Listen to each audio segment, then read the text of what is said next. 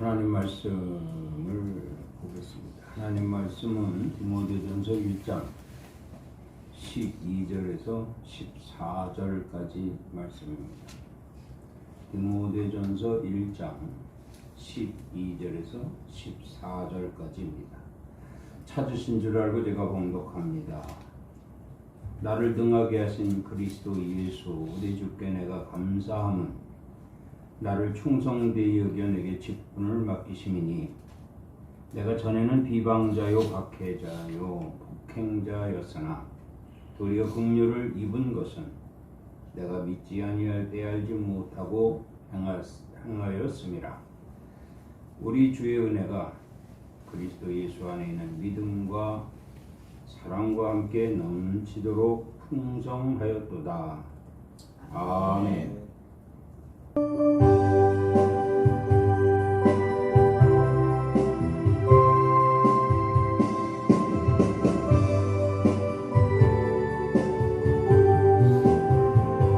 손에 있는 무기보다 주를 더 사랑하는가.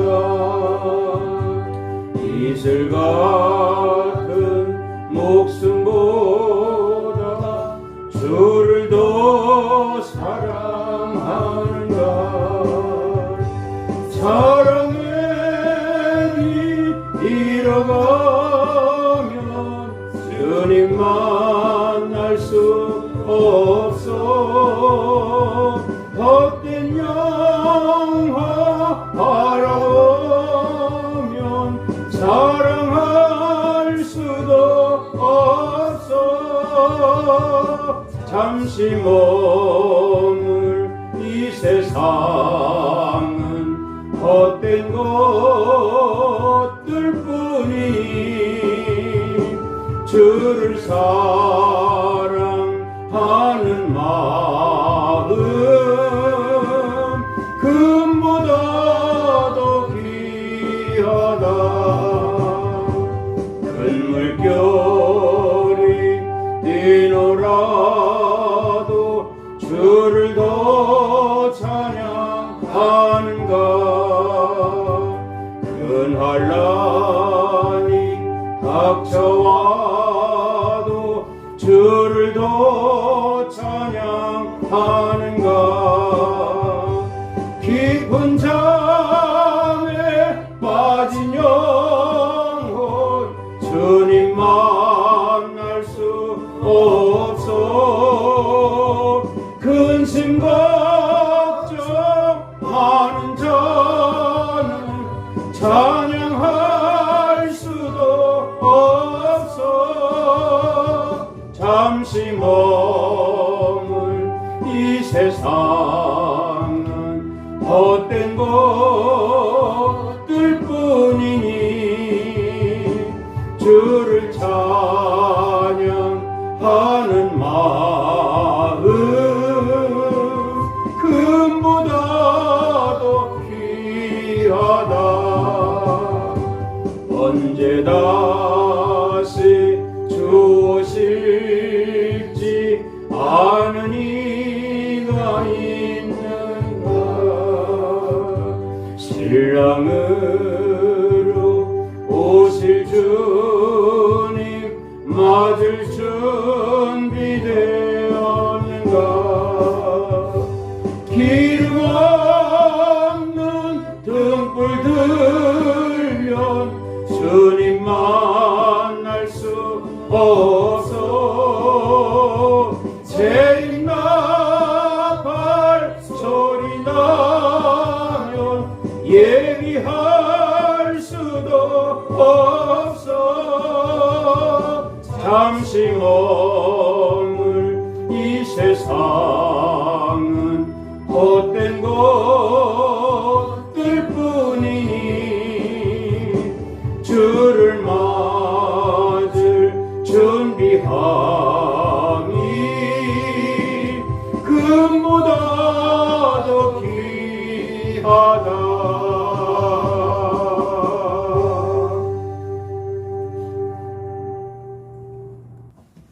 기도하고 말씀 전하겠습니다. 긍휼이 많으시고 은혜가 풍성한 하신 하나님 아버지, 오늘도 택한 백성들 주님 전에 불러 모아 주시고 거룩한 마음으로, 온전한 마음으로, 기쁜 마음으로, 사랑하는 마음으로 주님께 예배하게 하심을 감사를 드립니다. 귀한 시간 성령으로 충만케 하여 주시옵소서. 하늘의 은혜가 폭포수처럼 부어지는 역사가 있게 하여 주시옵소서. 예수 그리스도 이름으로 감사하며 기도드리옵나이다. 아멘. 할렐루야.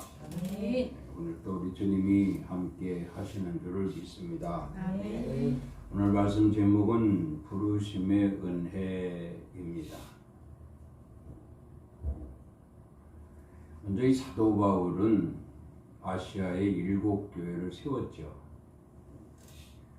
로마를 비롯한 고린도, 갈라디아, 에베소, 빌립보, 골로새, 데살로니가까지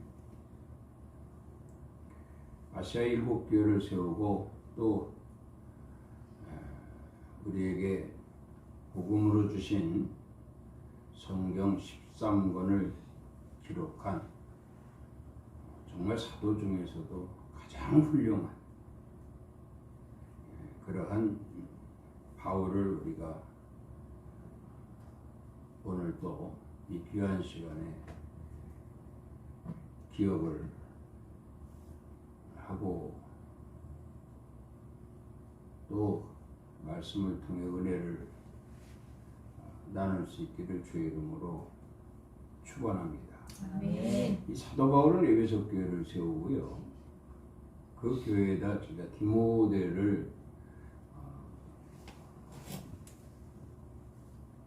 디모데에게 이제 에베소 교회 사역을 맡기게 되는 거죠. 디모데에게 에베소 교회 사역을 맡기게 되면서 디모데에게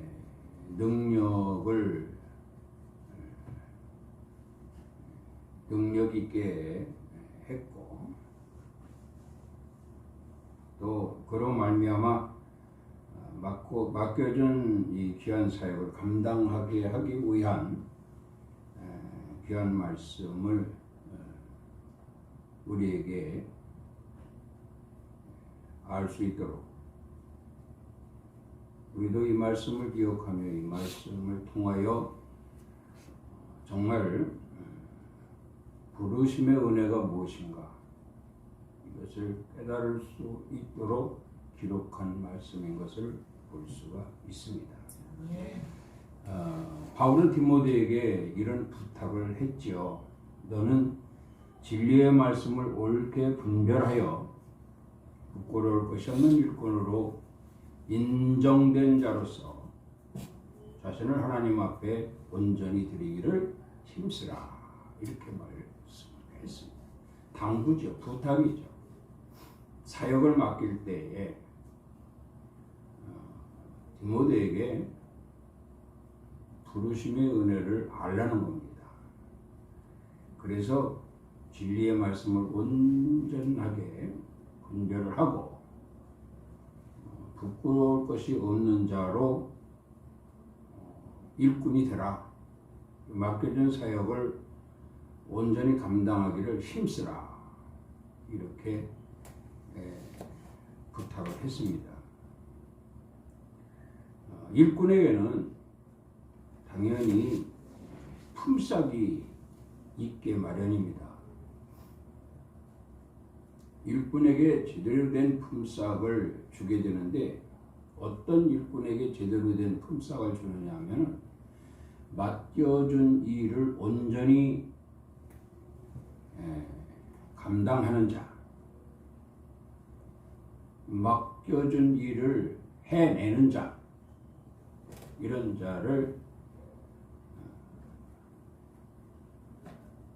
품삯을 준다는 거예요. 그렇다고 하면 하나님께서 그 품삯을 우리에게도 주시지 않겠는가? 사도 바울이 그 품삯을 받았어요.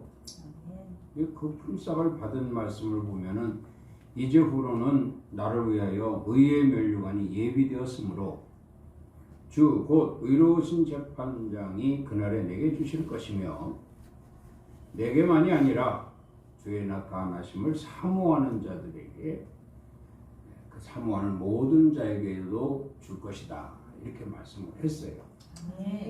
그러니까 다시 말하면 하나님께서 내게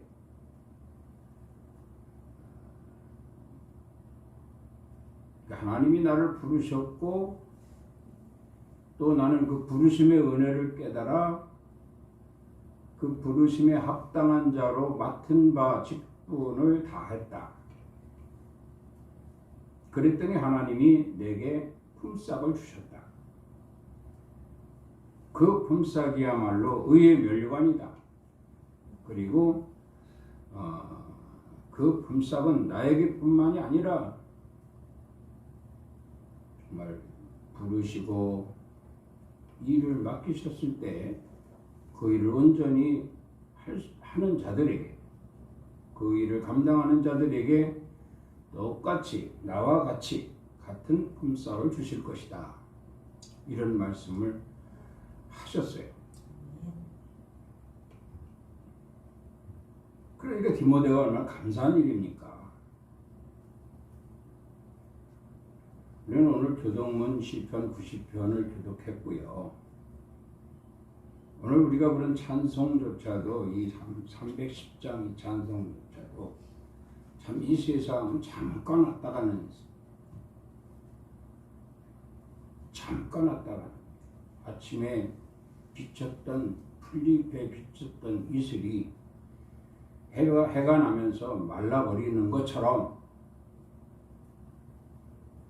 잠깐 왔다가는 인생이기 때문에 이 세상에서는 그렇게 품삯을 바랄 게 없다 이 말입니다.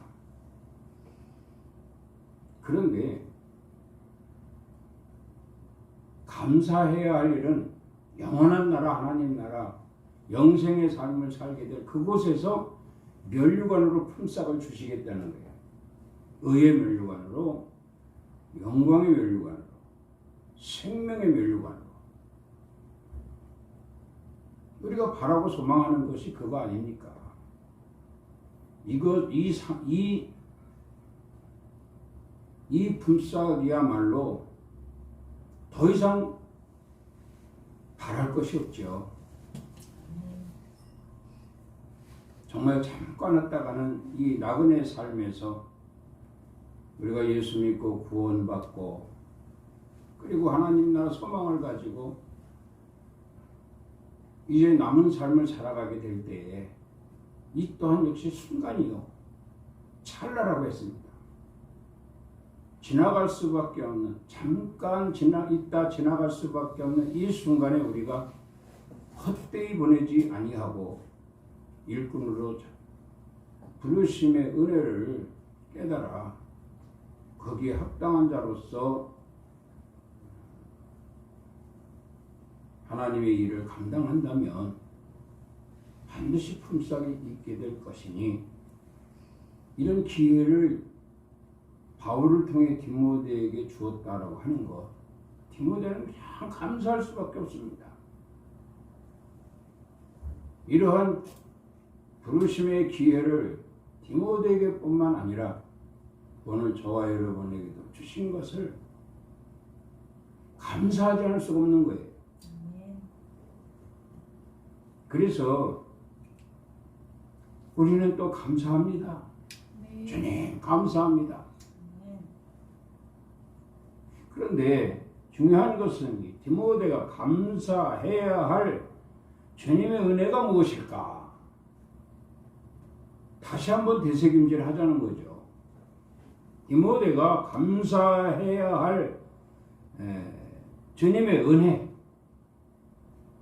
주님의 은혜. 그것은 부르심의 은혜입니다.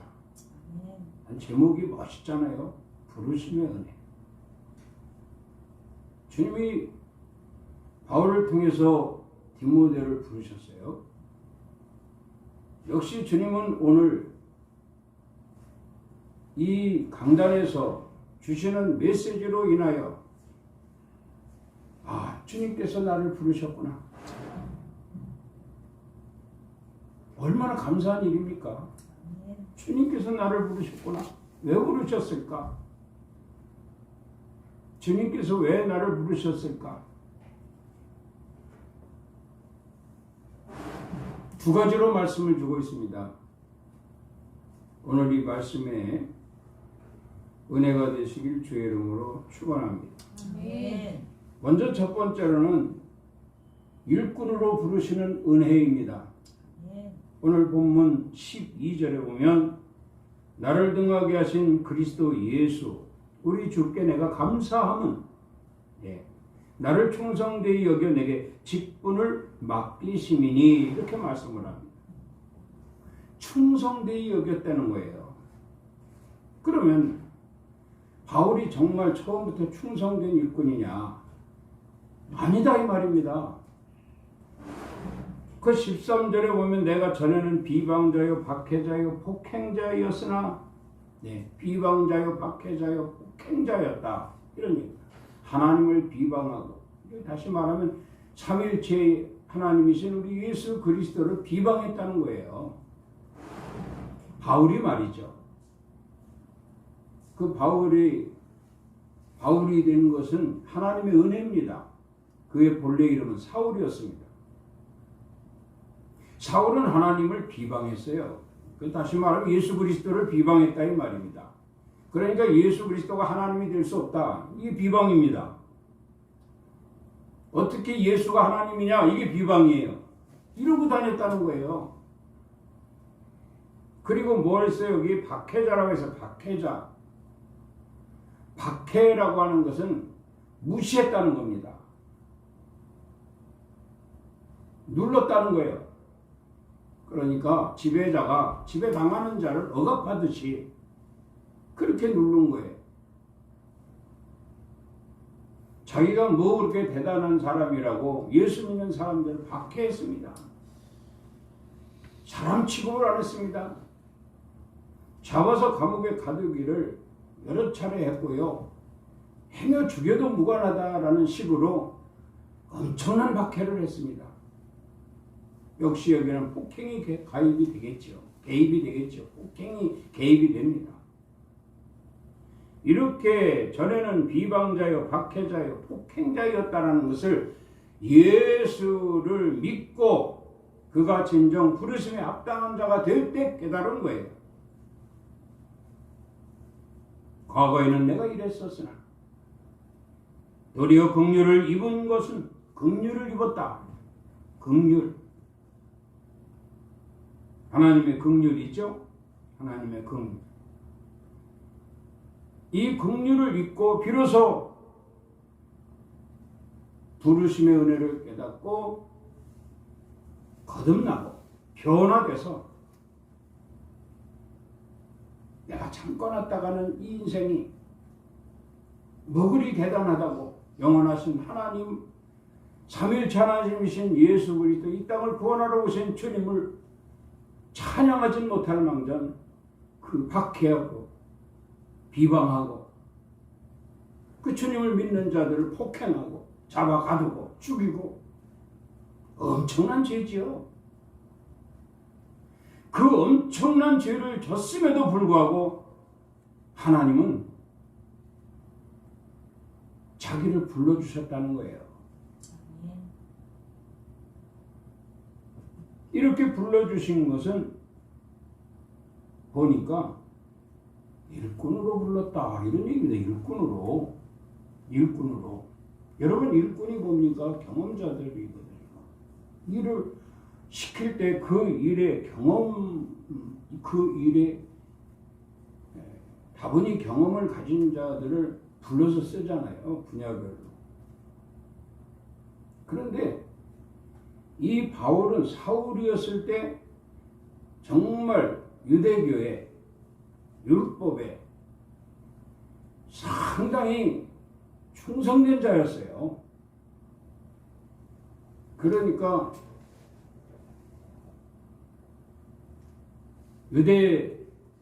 유대교 외에 다른 것을 하나님이라고 하는 것은 이단이다. 철저하게 차단시키고요. 그들이 날뛰면 날뛸수록 더 하나님을 높였던 자가 사울이었습니다. 그러니까 그 분야에는 상당히 전문성을 가지고 있다 이 말이에요. 그래서 하나님은 바울을 부르신 거예요. 우리도 어떤 일이든 그것이 세상 일이든 어떤 전문성을 가지고 있는 일이었을 때 하나님이 그 일을 확인하시고 네가 그 일에 전문성을 가지고 있으니 내가 하고자 하는 일에 써야 되겠다.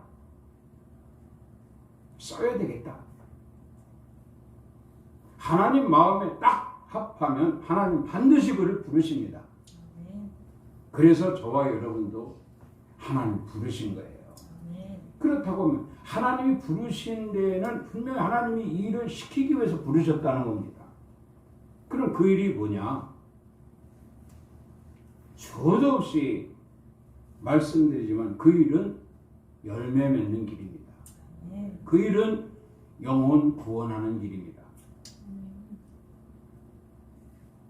그래서 세상 일에도 많은 사람들을 의대하고 관계 갖고 활동하는 이런 사람들이요, 교회에서도 상당히 유용하게 쓰임받거든요. 그 세상에서도 인생살이에 소외되고 약하고 가난하고 병들고 이렇게 찌드는 사람들 교회 갖다 앉혀놓으면 역시 마찬가지예요. 교회에서도 여전히 남의 눈치나 보고 뭐 얻으려고나 하고 도움이나 받으려고 하고 전혀 일꾼으로서의 자격을 나타내지 못한다는 거예요.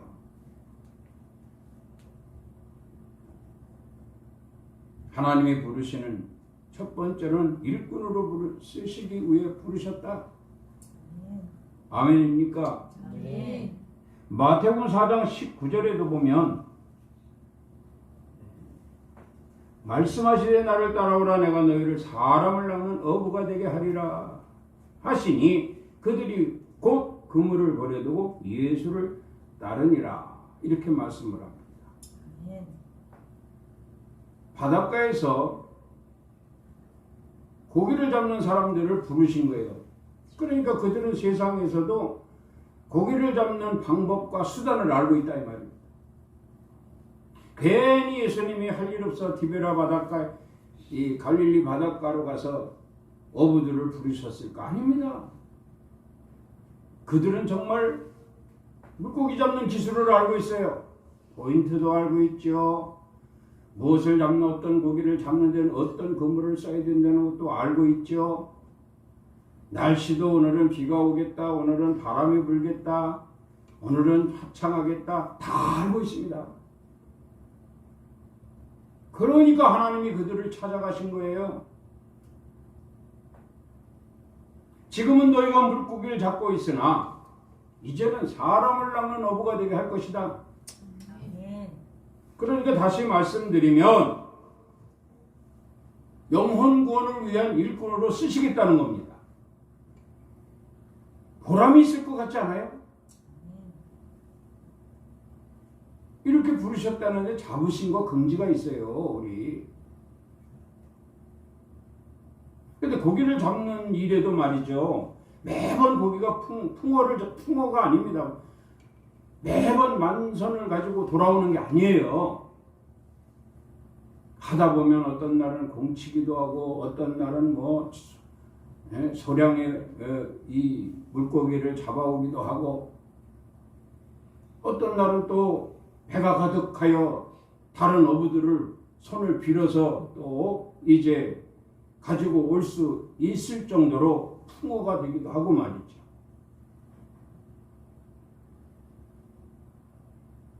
그런데 실상 그들은 그런 어부의 특별한 기술을, 재능을, 또 어떤 실력을 가지고 있다 할지라도 그들의 마음은 늘 공허했습니다.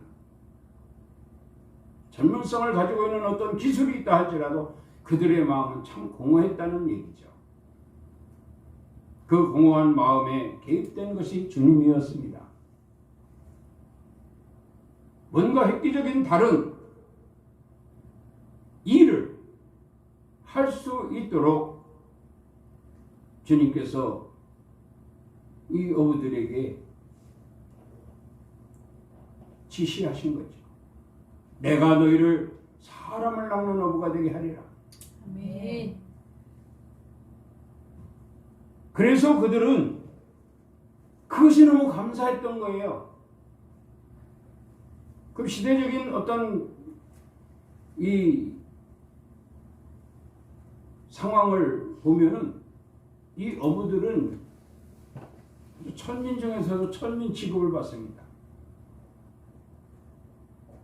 그러면 이들이 진정 사람을 낚는 어부가 된다면 그들에게는 굉장히 존경받을 존재가 되지 않겠느냐.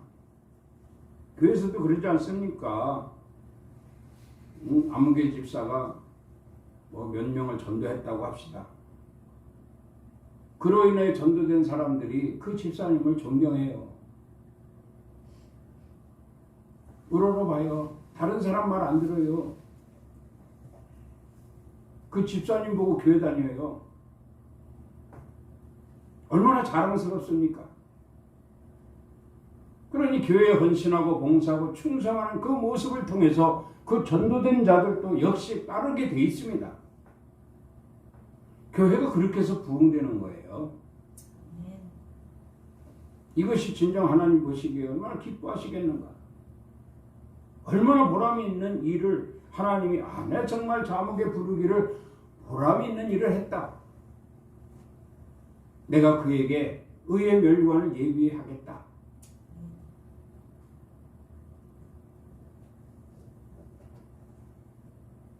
부르심의 은혜를 받은 어부들 기뻐 뛰었습니다. 그 뒤도도 안 돌아보고 배도 버려두고 요한이는 아버지까지도 버리고 말이죠. 부모까지도 버리고 예수를 따랐다고 했습니다. 버렸다고 하니까 무슨 완전히 버리고 뭐 등 돌린 거 아닙니다. 이런 의미가 아니고 같이 그물을 깃고 같이 고기를 잡았던 부모, 아버지 그물을 깃는데 같이 그물을 깃고 있다가 예수님을 만났어요. 그 벌떡 일어나서 예수를 따랐으니 아버지는 그저 묵묵히 그물을 이제 깃고 계셨겠지요. 바로 그런 얘기입니다. 다 버려두고 예수를 따르는 그들은 부르심의 은혜를 깨달았다는 거예요. 그러니 물고기 잡던 전문성을 가지고 사람을 낚는 일에 사용을 하니까 기가 막히거든요.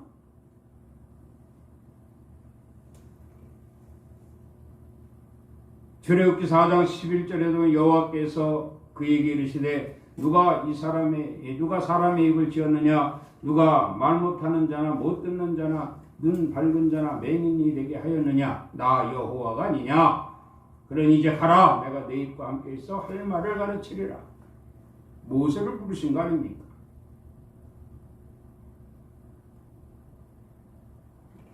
모세에 대해서 우리가 너무 잘 알잖아요.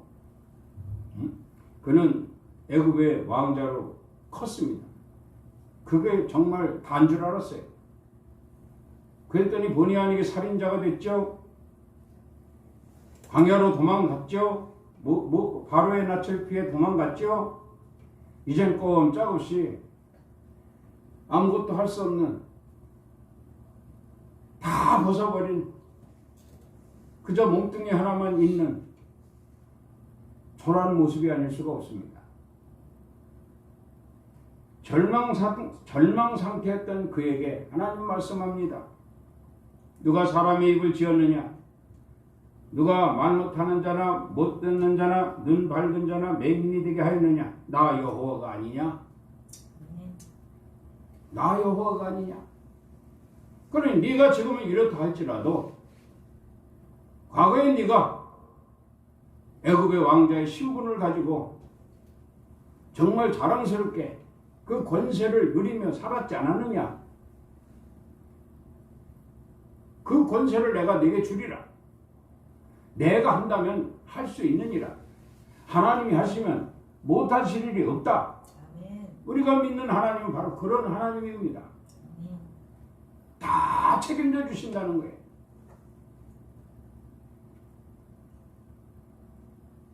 이 말씀을 듣고 모세는 비로소 하나님이 나를 부르셨구나. 그래서 나를 부르셨구나. 이 부르심의 은혜를 깨닫게 된 것입니다. 아멘.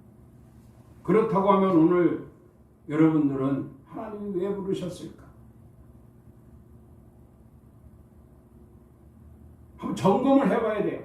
내가 세상에서 인생을 살면서 어떻게 살았길래 하나님이 그것을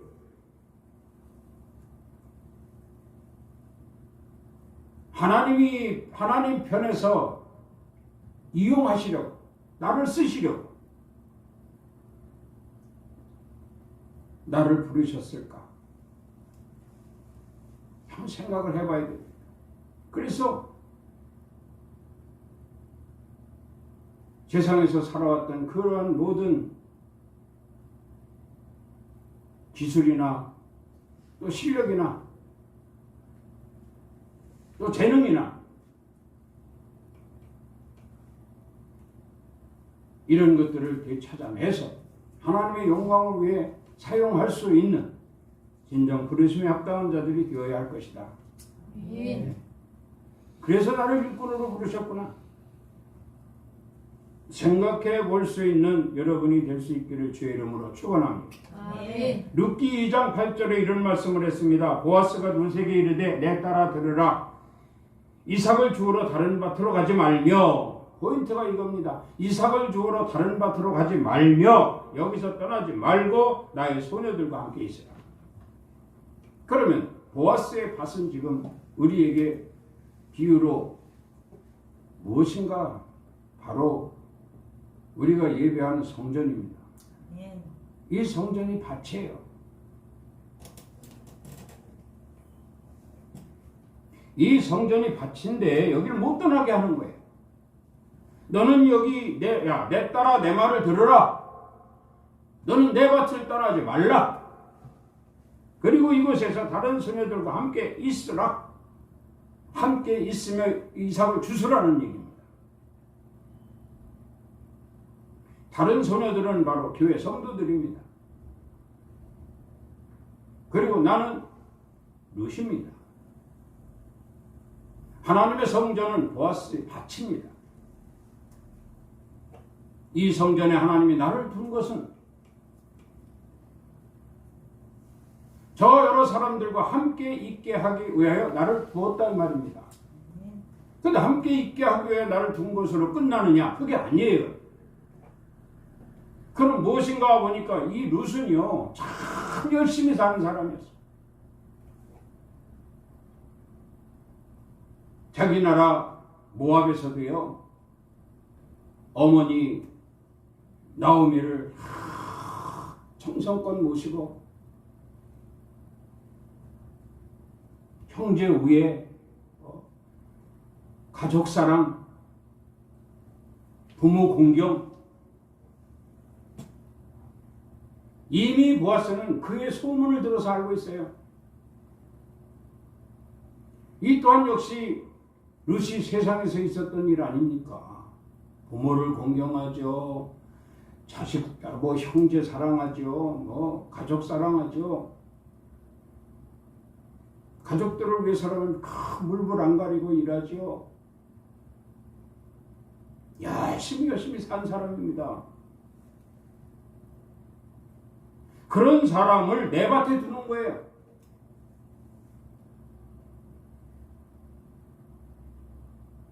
내 밭에서 이삭을 주소라는 겁니다.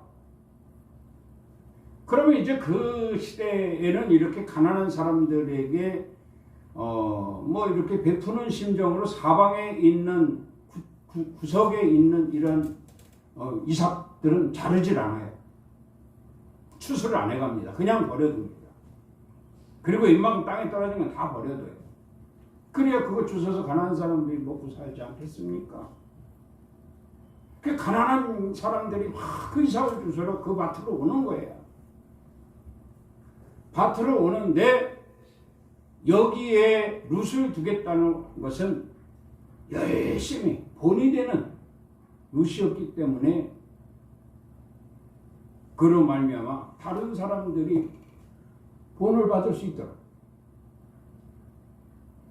그래 이 밭을 내 밭을 떠나지 말고 여기에서 다른 이 여자들과 함께 이 다른 이 소녀들과 함께 있으라. 그 사람이 본이 되어서 다른 사람들까지도 말이야. 그러니까 예를 들자면 우리 주인은 뭐 그냥 맨날 이렇게 떨어뜨려 놓으니까 같이 오늘 못 줬으면 내일 줬고 예. 그러다 보니까 안일하게 하찮게 여기고 게을러져 버립니다. 그래도 보니까 어디서 여자 하나가 턱 왔는데 그냥 열심히 죽는 거예요. 열심히. 그럼 어떻게 되겠습니까? 내 목까지 다 주워가는 거예요. 그럼 어떻게 해야 되겠어요? 뺏기지 말아야죠. 그러니까 자기도 그냥 허리 졸라 매고 죽는 거예요. 죽는 거예요. 그 여자들이죠. 그 이삭 죽는 사람들. 어느 공사든 일 잘하는 사람 품삯 많이 주세요. 줘보세요. 다른 사람들 부러워하죠. 그 사람들까지도 일 열심히 하게 됩니다.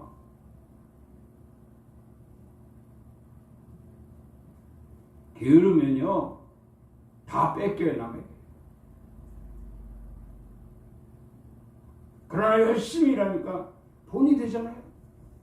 주인에게 칭찬받잖아요. 우리도 그런 사람들이 되어야 됩니다. 하나님께 칭찬받는 자. 아멘.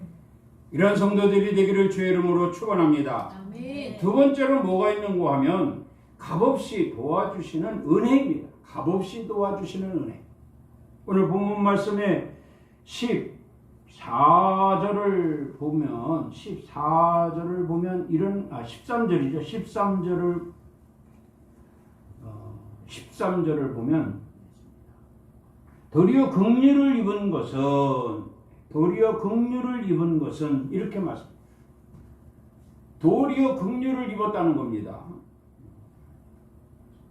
의외라는 얘기죠. 내가 이렇게 살아왔는데 거기에 대한 응징도 없고 거기에 대한 야단도 안 하고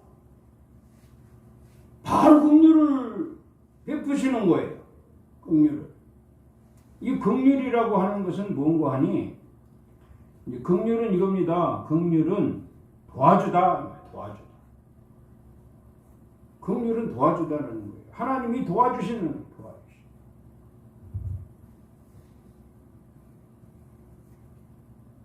그렇게 폭행자고 비방자고 박해져 있는데 도리어 나를 긍휼히 여기시고 나를 긍휼을 입히셨다 이 말이죠. 도와주셨다. 나를 도와주셨다. 이게 은혜입니다. 예. 어제 잘못해서도 오늘 또 하나님이 끌어안아 주시고 도와주십니다. 예. 이게 은혜입니다.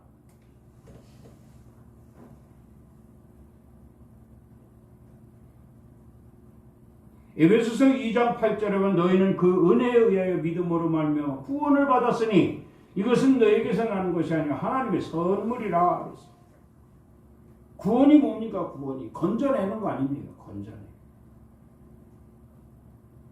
이거 참 값없이 도와주시는 값을 만약에 하나님이 이 바울에게 값을 요구했다라고 한다면 그럼 어떻게 갚아요?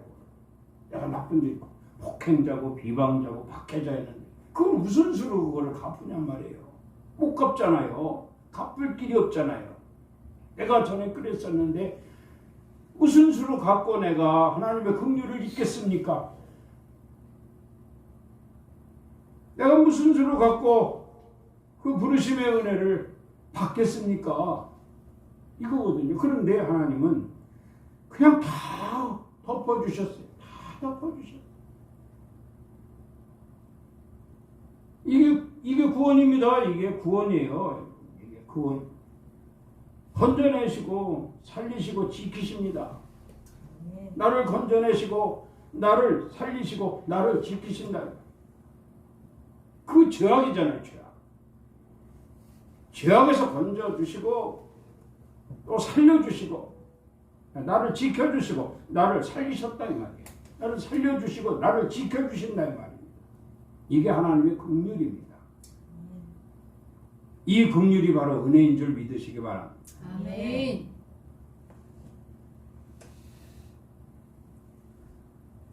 신명기 9장 5절에 이런 말씀이 있습니다. 네가 가서 그 땅을 차지함은 네 공의로 말미암음도 아니며 네 마음의 정직함으로 말미암음도 아니라.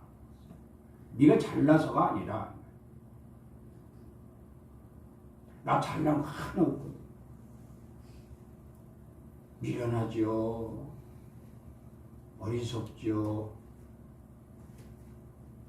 그래서 어디 가서 큰 소리도 못해요. 잘난 거 하나. 그런데 이상하리만큼 그런 나를 세상이 사용하더라는 거예요. 폭행자로, 비방자로, 박해자로. 신나서 했죠, 뭐. 신나서. 근데 그게 죄예요. 그게 죄악이에요. 그 길의 끝은 사망이에요. 그 길의 끝은 지옥이에요. 지옥 백성이 될 수밖에 없었으나 하나님의 긍휼로 인하여 부르심의 은혜가 있어 주여 제가 왔나이다.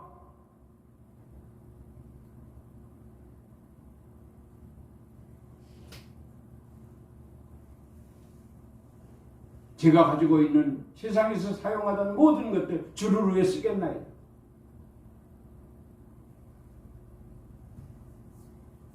이런 고백이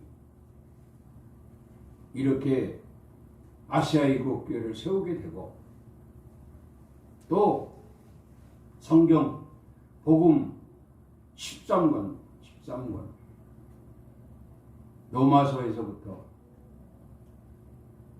빌레몬까지 성경 13권을 기록한 훌륭한 사도가 됐어요. 우리도 얼마든지 훌륭한 사도로 쓰임받을 수가 있습니다. 세상에 살면서 한 일이 있었거든요. 그 일을 하나님의 영광으로 해서 사용할 수 있도록 하나님이 부르셨으니 이것이 은혜라. 그 부르심에 합당한 은혜, 그리고 값없이 도와주시는 은혜, 또 한 가지 후손들에게까지도 영원히 도우시겠다고 하시는 이 약속의 은혜. 오늘 우리는 또다시 이 은혜의 약속을 받은 줄 믿습니다. 정말 온전한 일꾼이 되어 늘 은혜 안에서 사는 부르심에 합당한 자로서 맡겨진 일 충성되게 하여 바울이 의의 면류관을 받았던 것처럼 디모데 역시도 의의 면류관을 받았을 것이고 오늘 저와 여러분들도 이 의의 면류관을 받게 된다고 하는 이 확실한 은혜의 말씀 간직할 수 있기를 주의 이름으로 축원합니다. 아멘. 기도하겠습니다. 주님의 은혜를 감사합니다. 오늘 거룩한 성일 저희들을 사랑하사 모든 죄와 허물을 용서하시고 도구로 사용하시기 위한 하나님이 계획하신 바대로 부르심에 합당한 자가 되어 이 또한 부르신 것이 하나님의 은혜로 고백하면서 긍휼하심과 함께 거듭난 자로서의 지극히 합당한 자로 살아갈 수 있도록 은혜를 주신 것을 감사하고 또 감사하게 하심을 다시 한번 감사를 드립니다. 우리가 다 그의 충만한 데서 받으니 은혜 위에 은혜로라. 이 은혜가 넘치게 하시고 세상 나가 살면서도 언제나 하나님의 은혜가 우리 마음속에서부터 풀릴 듯이 일어나 부르심에 합당한 자로 살아갈 수 있게 하여 주시옵소서. 예수 그리스도 이름으로 기도드리옵나이다. 아멘. 그러면 우리 주 예수 그리스도의 은혜와 하나님 아버지의 그 크신 사랑하심과 성령님의 감화 감동 충만 위로 역사하심이 오늘 거룩한 성일 주님 전에 나와 예배하며 몸과 마음과 정성을 다하여 하나님의 영광을 위해 드리며 또한 허락하신 귀한 말씀을 참으로 받아서 이 말씀대로 부르심의 은혜를 깨달아 하나님의 영광을 위해 반드시 도구로 사용하리라 결단하고 돌아가는 성도들 머리머리 위에와 가정 위에, 일터 위에, 사업장 위에, 이 나라 이 민족 위에, 렐림교회 위에 이제로부터 영원토록 함께 있을지어다. 아멘. 아멘. 주님의 은혜를 감사합니다. 오늘도 다시 한번 영적인 거듭남을 허락하시고 성령으로 부어주심을 감사합니다. 충만함으로 돌아가 하나님의 영광을 위한 도구로 사용될 것이라 각오하는 저희들의 마음 받아주신 줄을 믿습니다. 감사하며 예수 그리스도로 축복 기도드리옵나이다. 아멘. 하나님께 영광의 박수를 올리겠습니다.